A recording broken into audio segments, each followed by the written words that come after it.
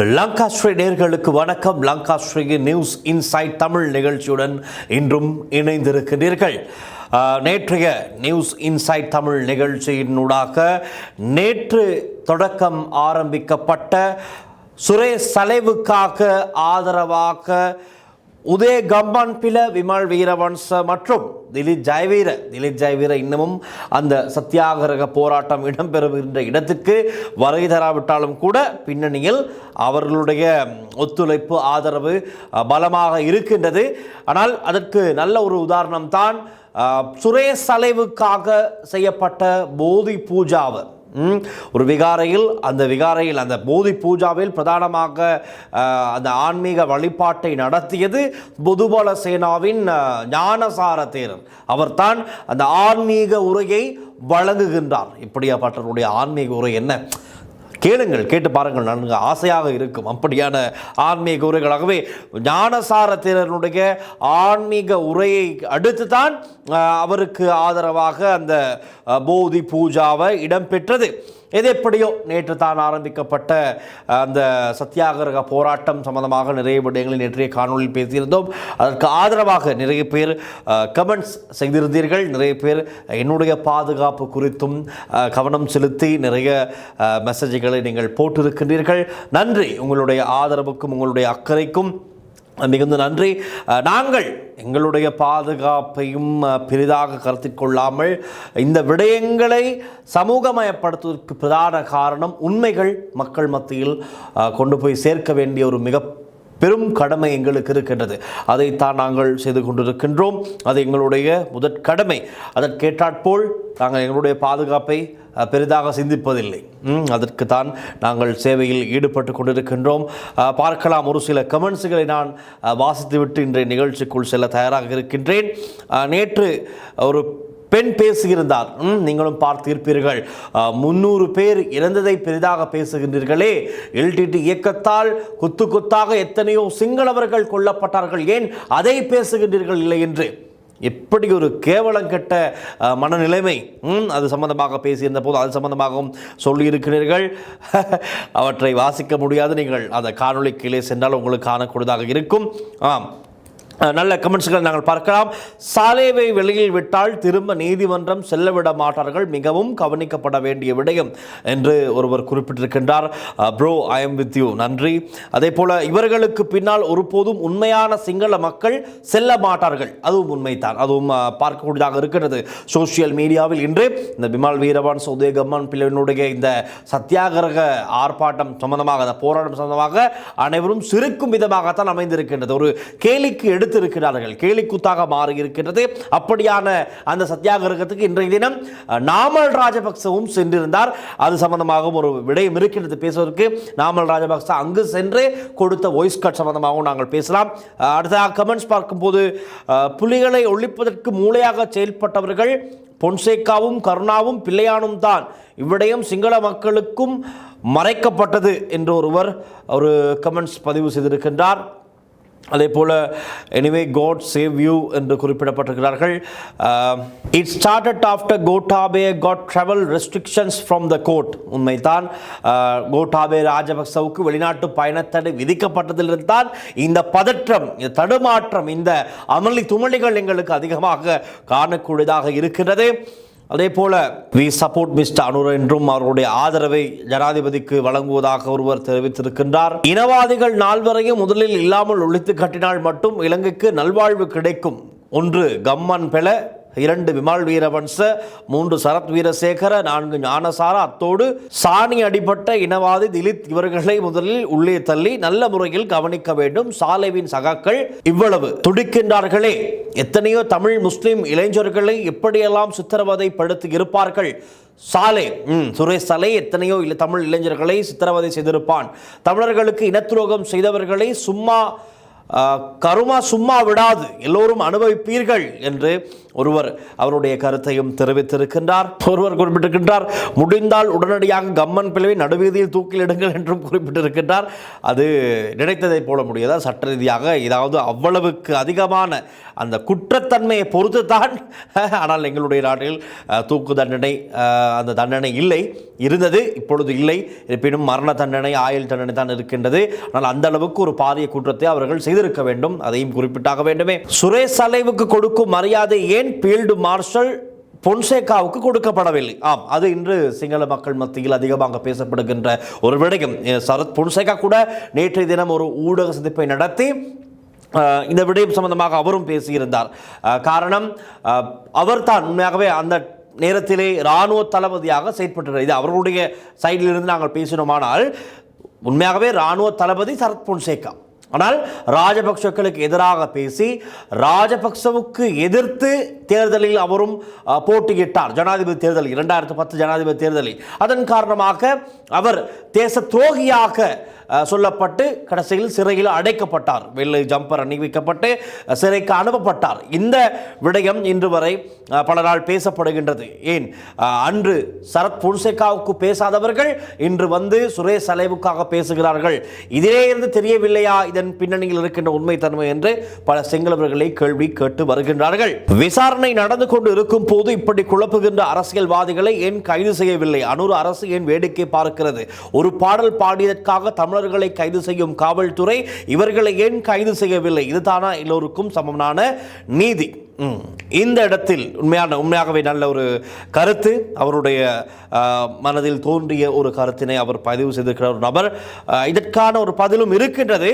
நான் அடுத்ததாக வருகிறேன். இன்று நீதி அமைச்சர் அர்ச்சனா நாணயக்கார பார்லிமெண்டத்தில் ஒரு மிக முக்கியமான உரை ஒன்றை ஆற்றினார். அந்த உரையிலிருந்து ஒரு சில முக்கியமான விடயங்களை நான் உங்களோடு பகிர்ந்து கொள்ள தயாராக இருக்கின்றேன். தொடர்ந்து பார்ப்போம். வணக்கம் தம்பி, உங்களுடைய ஆவேசம் நியாயமானது, ஆனாலும் சற்று பாதுகாப்பாக இருங்கள். எனக்கு ஏதோ பயமாக இருக்கின்றது.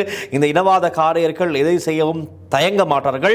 மற்றது சலை இப்படித்தான் தமிழ் இளைஞர் யுவதிகளை கடத்தி சித்திரவதை செய்திருப்பார். அதான் அந்த உண்மையை இப்போது தனக்கு நடந்தாக கூறிக்கொண்டு விசாரணையை திசை திருப்ப பார்க்கின்றார்.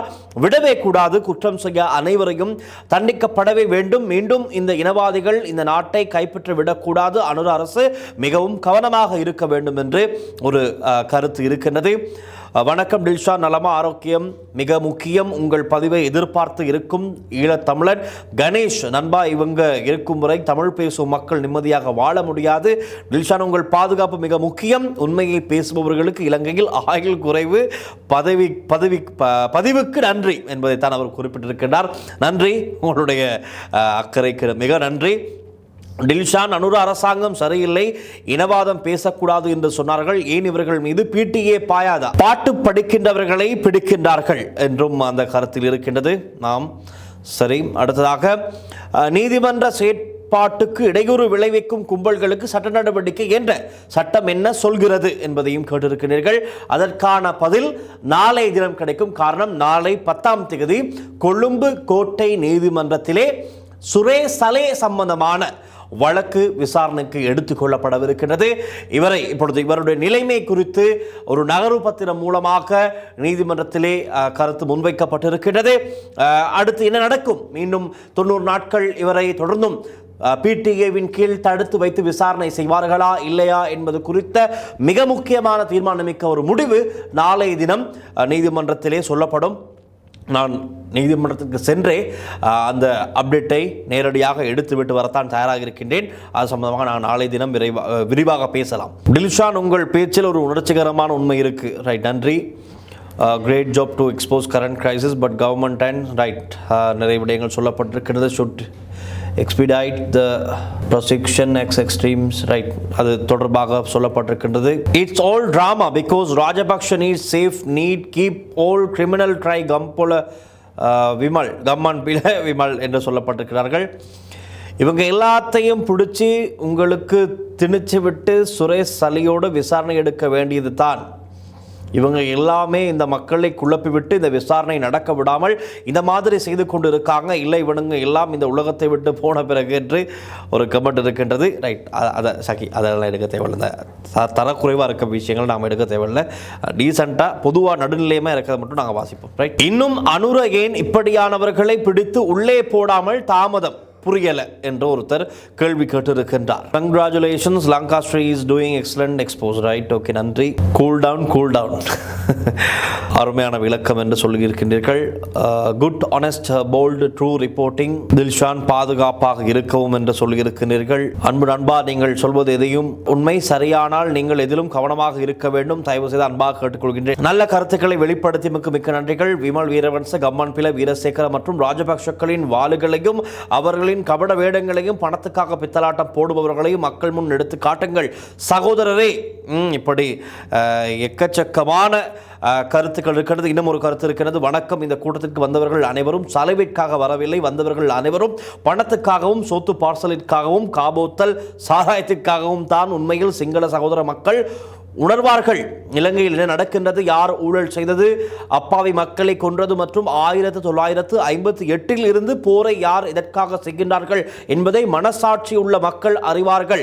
அரசியல் கதிரைகளுக்கும் பதவிக்கும் பணம் சம்பாதிப்பதற்கும் மூவின மேற்றுக்குடி அரசியல்வாதிகளுக்கும் தான் காரணம். இதில் இன்னும் மாறுபட்ட கொலை கொள்ளை ஊழல்களை செய்து மஹிந்த ராஜபக்ச கும்பல் ஆட்சி செய்து நாட்டை அதல பாதாளத்தில் தள்ளியுள்ளார்கள். இப்படி எக்கச்சக்கமான கமெண்ட்ஸ் எங்களுக்கு வாசிக்கூடியதாக இருக்கின்றது. நன்றி உங்கள் அனைவருக்கும். எங்களுடைய கவனத்திலும் அக்கறை கொண்டு பாதுகாப்பாக இருங்கள் என்று தொடர்ந்து சொல்லி வருகிறீர்கள். நாங்கள் நம்பியிருப்பது எங்களுடைய ஆதரவாளர்கள், எங்களுடைய சப்ஸ்கிரைபர்ஸ் உங்களைத்தான். தொடர்ந்தும் எங்களுடைய காணொளிகளை பாருங்கள், உங்களுடைய ஆதரவு கருத்துக்களை தெரிவிங்கள்.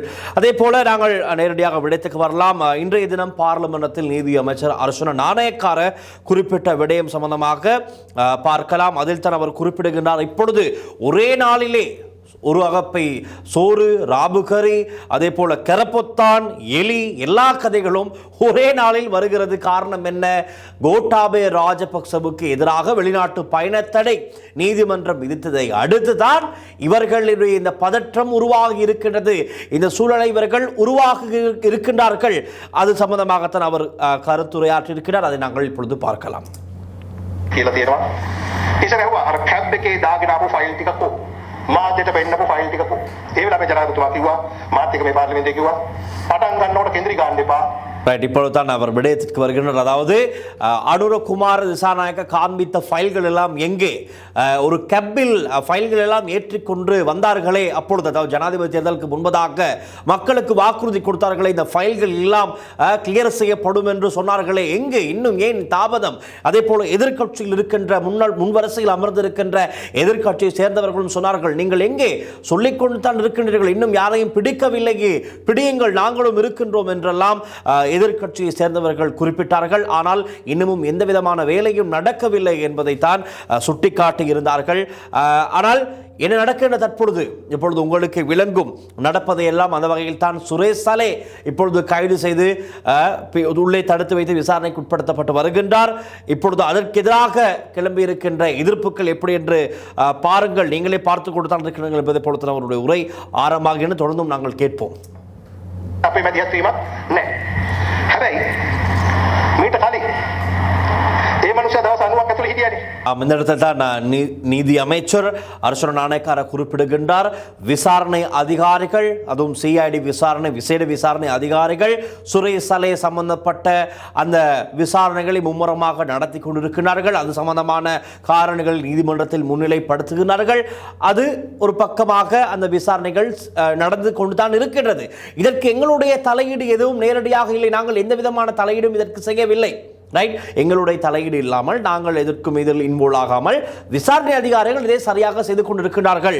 ஆனால் பாருங்கள், ஏற்கனவே 90 நாட்கள் சுரேஷ் சலே தடுத்து வைத்து விசாரணைக்கு உட்படுத்தப்பட்டு வந்தார். அப்பொழுதெல்லாம் இவர்கள் இந்த ராபுகரி கதையும் கரப்பொத்தான் கதையும் எலி கதையும் அரை கதையும் இவர்கள் எதுவுமே பேசவில்லை. சுரேஷ் அளவின் குடும்பத்தைச் சேர்ந்தவர்கள் என்று இப்பொழுது வந்து வாய்ஸ் கட் கொடுப்பவர்கள் யாரும் முதல் 90 நாட்களில் யாருமே வெளியே வந்து குரல் கொடுக்கவில்லை. இப்பொழுது பாருங்கள், மனைவி என்று ஒரு பெண் வருகின்றார், அவருடைய தாயார் என்று ஒரு பெண்மணி வருகின்றார், மகன் என்று ஒரு இளைஞன் வருகின்றான், சகோதரன் என்று ஒருவர் வருகிறார். இப்பொழுது இவர்கள் எல்லாம் வர தொடங்கி இருக்கின்றார்கள். ஏன் முதல் 90 நாட்களில் இவர்கள் வெளியே வரவில்லை என்ற கேள்வியை அவர் முன்வைக்கின்றார். தொடர்ந்தும் கேட்போம். ගෝඨාභය රාජපක්ෂට විදේශ ගමන් තහනමක් ගත්ත ගමන්ම ඔන්න කට්ටිය රත් වෙන්න ගන්නවා. முன்னாள் ஜனாதிபதி கோட்டாபே ராஜபக்ஷவுக்கு வெளிநாட்டு பயண தடை விதிக்கப்பட்டதற்கு பிறகுதான் இதோ எல்லோரும் கொந்தளிக்க தொடங்குகின்றார்கள் என்று நீதி அமைச்சர் அர்ச்சுன நாணயக்கார குறிப்பிடுகின்றார். ඒ විනාඩිය මේ කොහොමද කියා ගන්න ඕනේ ගෞතමනේ. හරි එහෙම වැඩි වුණා අමාරු තවත් අපරදයක් හිතද දෙන්න. එතකොට ඒ කේන්ද්‍රීය ඉන්නේ මේ වෙලාවෙන් ඇයි ඒ දවස් 90ක් මොකද නැහැ. සල්ලි ඩොක්ටර් කැම්පි හම්බුණා නියමයි. දැන් රාබුයි බදේ. ඒ සත්‍යග්‍රහය හිටපු කට්ටිය දිහා බලන්න 14 එකතු කරන්නේ. කෝච්චි ස්ටේෂනේ ගමන් බිමන් යන ඊට පස්සේ කැවිලා හිටියා. පොලිසිය හිටියා ඊට වඩා. කෙසේ කොහොමද ලැබිලා තියෙනවා. හරි. thank you. முதல் 90 நாட்களில் இவர் சாப்பிட்டார், குடித்தார், எல்லாம் செய்திருக்கின்றார். ஆனால் இரண்டாவது கட்ட 90 நாட்கள் ஆரம்பித்ததும் ராபுய் மத்துய், அதாவது ஒரு அகப்பை சோறும் ராபு கறியும் தான் கொடுக்கின்றார்கள் என்பதை வெளியே சொல்லுகிறார். அது எப்படி சாத்தியமாகும்? 90 நாட்கள் அதை மாத்திரம் உண்டு ஒருவரால் உள்ளே இருக்க முடியுமா என்ற கேள்வியும் நீதி அமைச்சர் முன்வைக்கின்றார். තේරුම් ගන්න ඕන මේ අඳෝනාව තියෙන්නේ සලේට ආදරයකට නෙමෙයි. ඒකල බලාපොරොත්තු වෙනවා මේ විමර්ශනයේ කෑ ගහලා කරලා සලේ ගාවින් නවත්ත ගත්තොත් හොඳයි, ඊට වඩා උඩට ගියොත් අන්න මහමලකරු ඉන්නවා. அடுத்த விடயத்தில் தான் அவர் குறிப்பிடுகின்றார். இப்பொழுது இவர்கள் இந்த கெந்திரி, அதாவது பதற்றத்தில் இப்பொழுது குளறிக் கொண்டிருக்கிறார்கள், தானே கத்துகிறார்கள், இந்த சத்தியாகிரக ஆர்ப்பாட்டத்தை ஆரம்பித்திருக்கிறார்கள். இரவு பகல் காலை என்று தொடர்ந்தும் இப்பொழுது ஷிஃப்ட் அடிப்படையில் மாறி மாறி விமல் வீரவன்ச ஒரு 2 மணி நேரம் இருப்பார், அவர் வீட்டிற்கு செல்வார். பிறகு உதயகம்மன் பிள்ளை ஒரு 2 மணி நேரம் இருப்பார், வீட்டிற்கு செல்வார். அப்படி அவர்களுடைய ஆதரவாளர்களும் மாறி மாறி அந்த இடத்துக்கு வந்து அமர்ந்து இந்த சத்தியாகிரக போராட்டத்தை தொடர்ச்சியாக அவர்கள் செய்வதை போல ஷிஃப்ட் முறையில் தான் செய்து கொண்டிருக்கிறார்கள். அதைத்தான் இவர் இப்படி குறிப்பிடுகின்றார். இப்பொழுது இப்படியெல்லாம் செய்வதற்கு பிரதான காரணம் என்ன? சுரேஷ் அலைவோடு இது எப்படியாவது எதிர்ப்பை காண்பித்து எதிர்ப்பை காட்டி சுரேஷ் அலைவோடு இந்த விசாரணையை நாங்கள் எப்படியாவது நிறுத்திவிட வேண்டும். அதற்கு மேலே சென்றால் இருக்கின்றது இவர்களுக்கு பிரச்சனை. அதற்கு மேலே தான், அதாவது சுரேஷ் அலைவுக்கு மேலே நாங்கள் சென்றோமானால் பிரதான சூத்திரதாரி 2019 ஏப்ரல் 21 இலங்கையில் நடந்த அந்த மிலேச்சனமான தாக்குதலை அதிகாரத்தில் பெறுவதற்காக நடத்தப்பட்ட அந்த மிலேச்சனமான தாக்குதல் நடத்திய பிரதான சூத்திரதாரி சுரேஷ் அலைவுக்கு மேலே தான் இருக்கின்றார். ஆகவே சுரேஷ் அலைவோடு நிறுத்திவிட்டால் மேலே செல்ல தேவையில்லை. இப்படியாவது இதை ஒரு எதிர்ப்பை வெளிப்படுத்தி செய்து கொள்ள வேண்டும் என்பதால் இன்று குளறிக்கொண்டிருக்கின்றவர்களுக்கு பிரதான தேவையாக இருப்பதாக நீதி அமைச்சர் அர்ச்சுன நாணயக்கார தெரிவிக்கின்றார். එහෙමයි මම හිතන්නේ. මම විමර්ශනයකට මම දන්නේ නැහැ නේ පොලිසියෙන් කරන්නේ. නෝ මේ කේන්ද්‍රීයකනේ. නැත්තම් කොහොමද ගෝඨාභය රාජපක්ෂ විදේශ ගමන් තාරම ලැබුණු ගමන්ම මේ සද්දේ ගාගුයි බතුයි කරපොත්තුයි මේ ඔක්කොම එක දවසේ ඉන්නේ. වෙන්න බෑ. මේකයි අපි ජනතාවගේ ඉල්ලා හිටපු බුද්ධිමත් ජනතාවගෙන් අපි ඔබලාට දුන්න පොරොන්දුවක් බලයට එනකොට පාස්කු ප්‍රහාරයට යුක්ති ඉෂ්ට කරනවා, විමර්ශනය සිල්ස කරනවා, සියලුම දෙනා සාක්ෂි මත අධිකරණයට ඉදිරිපත් කිරීමේ කටයුතු අපි කරනවා කියලා. අන්න ඒ වෙනකොට තමයි කට්ටියක් ඉදිරි ගන්නයි කෑ ගන්නයි මාධ්‍ය ඔක්කොම පටන් ගන්න තියෙන්නේ. දැන් ඉන්නේ අනුකම්පාව දිනා ගැනීමේ වැඩ. அதாவது நாங்கள் ஆட்சி அதிகாரத்துக்கு வரும் முதலே மக்களுக்கு ஒரு வாக்குறுதி கொடுத்தோம். இந்த உயிர்த்து ஞாயிறு தாக்குதலின் பிரதான சூத்திரதார் யார், இதன் பின்னணியில் செயற்பட்டவர்கள் யார் என்பதை எல்லாம் கண்டுபிடித்து சட்டத்தின் முன் நிறுத்துவோம் என்று இப்பொழுது அதை இந்த அரசாங்கம் செய்ய ஆரம்பித்ததை போலவே அதற்கான எதிர்ப்பும் இப்பொழுது கிளம்பி இருக்கின்றது. சம்பந்தப்பட்டவர்களால் இப்பொழுது பதற்றத்திலே பலரும் சத்தமோடு ஆரம்பித்திருக்கிறார்கள். ஆகவே எது எப்படி நடந்தாலும், என்ன இடையூறு வந்தாலும் நாங்கள் தொடர்ச்சியாக இந்த விசாரணைகளை முன்னெடுத்து செல்வோம். சட்ட நடவடிக்கை தொடர்ந்தும் அது சிறப்பாகவே நடைபெறும் என்று நீதி அமைச்சர் குறிப்பிடுகின்றார். වැඩක් වෙන්නේ නැහැ. මොකද මේ රටේ මිනිස්සු 270ක් මරුණා. 500කට එහා තුවාල වුණා. ඒ ගැන කතා නොකරපු නාලිකා අද කිඹුල් කඳුළු හෙලනවා. සරත් ෆොන්සේකලට ජම්පර් ගහලා ඇතුළට ගෙනියනකොට කවුද හිටියේ මේගොල්ලෝ? රණවිරෝ කියලා කියන්නේ. මම දිගින් කතා කරන්නේ නැහැ. මම ජනතාවට පොරොන්දුවක් දෙනවා. ඔබලා පත් කරපු ආණ්ඩුව ගැන සන්තෝෂ වෙන්න දීප පොරොන්දු ඉෂ්ට වෙනවා. තව මාස කිහිපයක් බලාගෙන ඉන්නකොට මම කතා කරන්න අවශ්‍යත් නැහැ. වැඩ ඔක්කොම වෙලා තියෙන්නේ. அந்த இடத்தை தான் நீதி அமைச்சர் அர்ச்சுன நாணயக்கார குறிப்பிடுகின்றார். இன்னும் ஒரு மாதம் பாருங்கள், நாங்கள் ஏற்கனவே கொடுத்த பல வாக்குறுதிகள் இருக்கின்றது, அவை அனைத்தும் நிறைவு செய்து கொடுக்கப்படும். மிக முக்கியமாக அவர் இந்த உரையில் ஆரம்பத்திலே குறிப்பிடுகிற ஒரு விடயத்தை, PTA பயங்கரவாத தடை சட்டத்தை நீக்குவோம், அதை இல்லாமல் செய்வோம் என்று வாக்குறுதி கொடுத்த அரசாங்கம் தான் இது. ஆகவே இன்னும் பலர் கேட்கின்றார்கள், எங்கே நீங்கள் கூறி வந்தீர்கள் PTAவை நாங்கள் நீக்குவோம் என்று நீங்கள் சொன்னீர்களே, இன்னமும் நீங்கள் நீக்காமல் இருக்கின்றீர்களே, வேலை இல்லை, நீங்கள் சொல்லில் மாத்திரம்தான் ஆனால் செயலில் எதையுமே நீங்கள் காண்பிக்கின்றீர்கள் இல்லை, செய்கின்றீர்கள் இல்லை என்ற ஒரு பொதுவான குற்றச்சாட்டு இருக்கின்றது மக்கள் மத்தியில். ஆனால் இன்று அதற்கான ஒரு பதிலை நீதி அமைச்சராக அரசு நாணயக்கார குறிப்பிட்டிருக்கின்றார். இன்னும் அதற்கான இறுதிக்கட்ட நடவடிக்கைகள் செய்யப்பட்டு கொண்டிருக்கின்றது. PTA இல்லாமல் செய்யப்படும், அது நீக்கப்படும். அதற்கு பதிலாக இன்னும் ஒரு புதிய சட்டம் மூலம் கொண்டு வரப்படும். அதற்கும் நிறைய எதிர்ப்புகள் இருந்து எங்களுக்கு தெரியும்.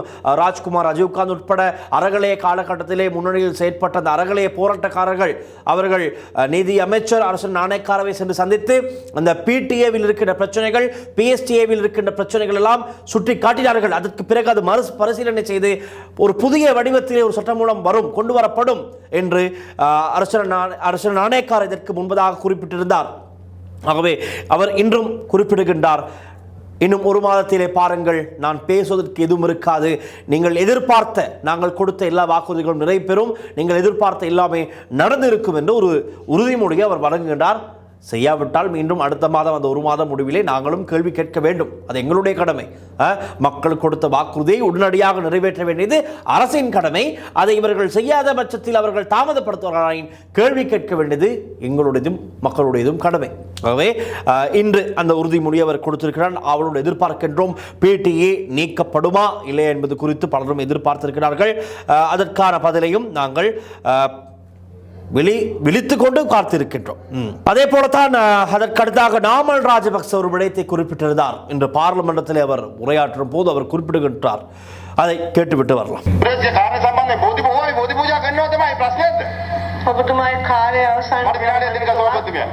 බෝධි පූජා එකක් නෙවෙයි 100ක් තියාගන්න.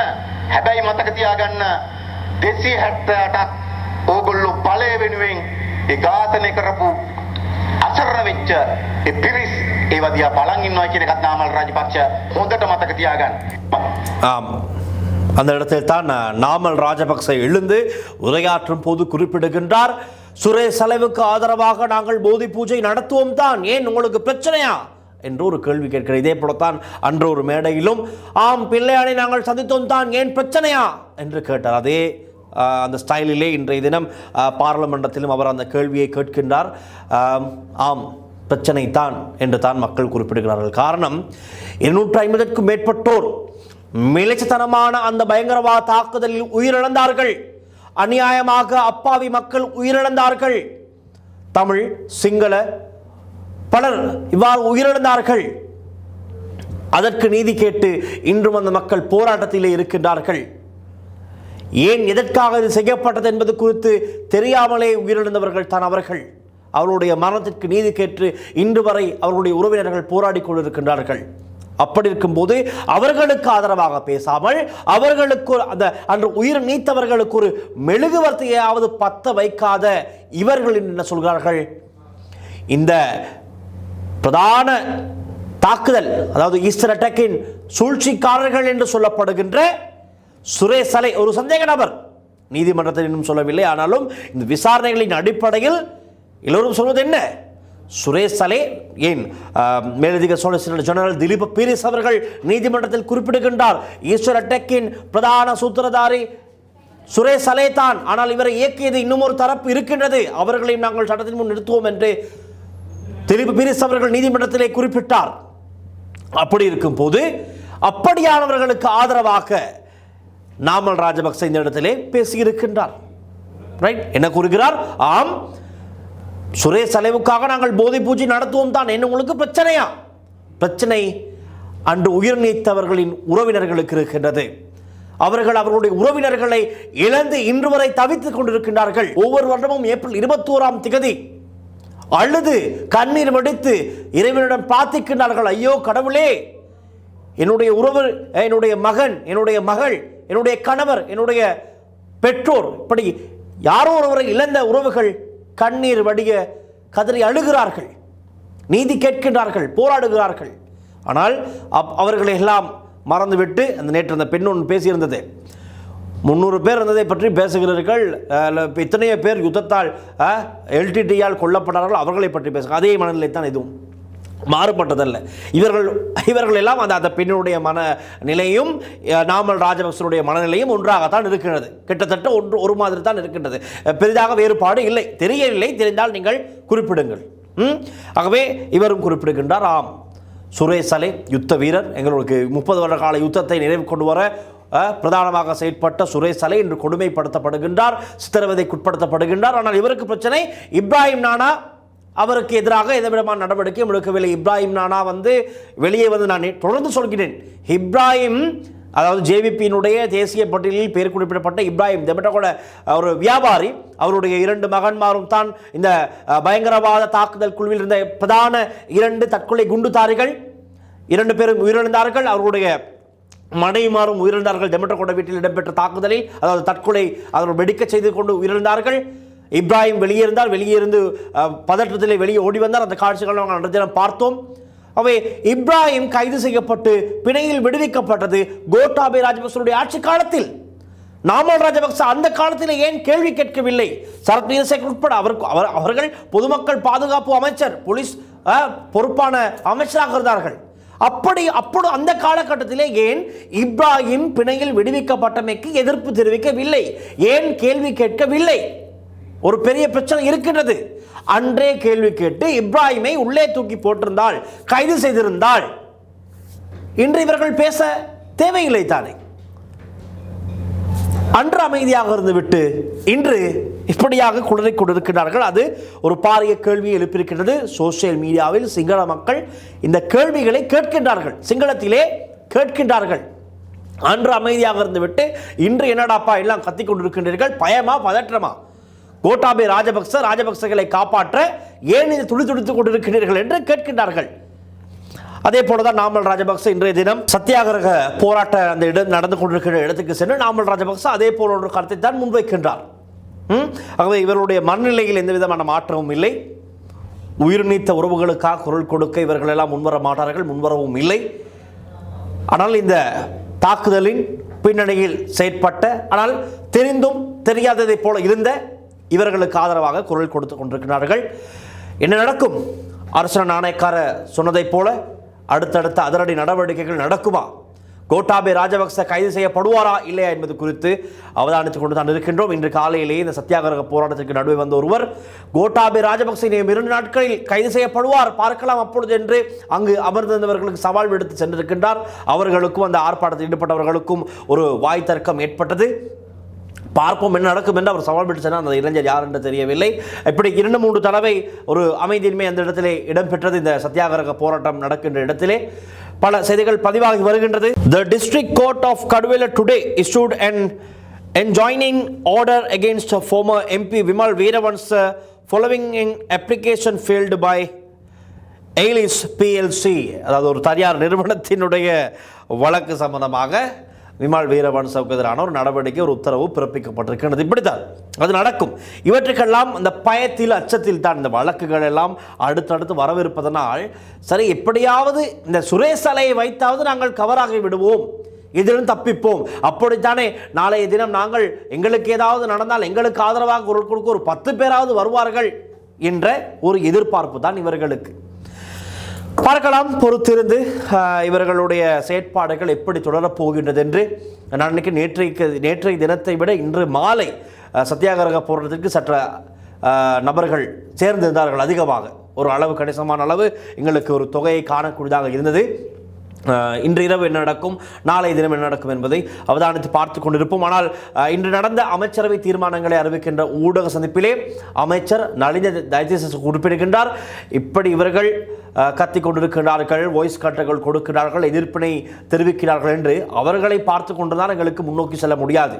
இவர்களை கண்டுகொள்ளும் அளவுக்கு எங்களுக்கு வேறு வேலைகள் இருக்கின்றது. நாங்கள் அவற்றை செய்து கொண்டிருக்கின்றோம். இவர்களுக்கு பதில் கூற எங்களுக்கு எந்த விதமான தேவையும் இல்லை. கத்துபவர்கள் கத்தட்டும், எதிர்ப்பினை தெரிவிப்பவர்கள் தெரிவிப்பட்டும், விசாரணையும் நீதிமன்ற நடவடிக்கைகளும் அது சுயாதீனமாக இடம்பெற்று கொண்டிருக்கின்றது. ஆகவே முடிவில் தெரியும் யார் எதற்காக இவர்கள் இப்படியான நடவடிக்கைகளில் ஈடுபடுகிறார்கள் என்பதை தெரிந்து கொள்ள முடியும் என்று அமைச்சர் நளின ஜெயசேகரவும் குறிப்பிட்டார். இன்றைய நிகழ்ச்சி அவ்வளவுதான். இன்னும் நாளைய நிகழ்ச்சியில் இன்னும் சுவாரஸ்யமாக இருக்கும் என்று நினைக்கின்றேன். காரணம், நாளைய தினம் நீதிமன்றம் என்ன உத்தரவு வழங்கப் போகிறது என்பதை அவதானித்துக் கொண்டிருக்கிறார்கள். நாளை தினம் அந்த அப்டேட்டோடு சந்திக்கலாம். ஒளிப்பதிவாளர் விஜயகுமாருடன் நான் வில்சன் வின்சன். நன்றி, வணக்கம்.